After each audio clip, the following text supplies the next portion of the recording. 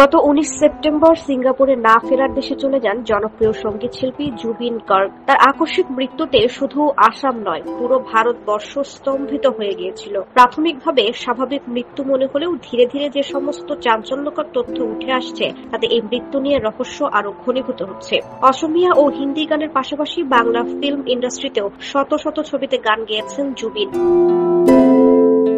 বাংলা ছবিতে মূলত তার গানে পর্দায় ঠোঁট মেলাতে দেখা যেত টলিউড সুপারস্টার জিৎ এবং দেবকে। সঙ্গীত পরিচালক জিৎ গঙ্গোপাধ্যায়ের সঙ্গে দীর্ঘ সময় কাজ করেছেন তিনি। জুবিনের মৃত্যুর সময় রঘু ডাকাত ছবির প্রচারে ব্যস্ত ছিলেন অভিনেতা দেব। প্রচারের ফাঁকে ভারতীয় গণমাধ্যমকে দেয়া একটি সাক্ষাৎকারে তিনি প্রয়াত সঙ্গীত শিল্পীর মৃত্যুতে শোক প্রকাশ করেন। সেই সঙ্গে জুবিনের কণ্ঠ তার কাছে কতটা গুরুত্বপূর্ণ ছিল সে কথাও স্মরণ করেন। গানটিতে তাকে অপূর্ব সুন্দর লেগেছিল। আপনার স্মৃতিগুলো চিরকাল অমলিন থাকবে।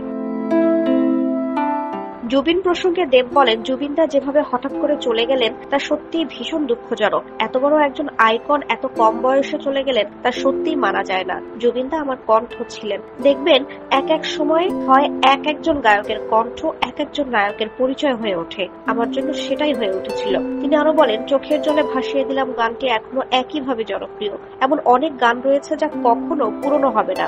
ভগবান তার পরিবারকে এই কঠিন সময়ে শক্ত হতে সাহায্য করুন।